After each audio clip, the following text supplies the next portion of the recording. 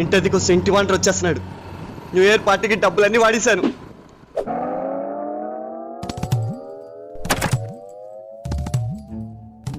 ఏమమ్మా మీ ఆయనేడి? ఉన్నారండి, ఇదిగో ఈ గోడ దగ్గర దాక్కున్నారు.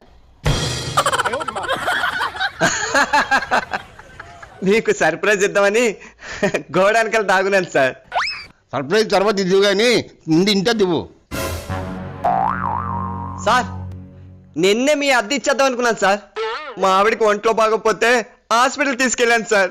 అక్కడ డబ్బులన్నీ ఖర్చు అయిపోయాయి సార్. వచ్చే నెలలో 2 నెలల అద్దె కలిపేసి ఇచ్చేస్తాను సార్.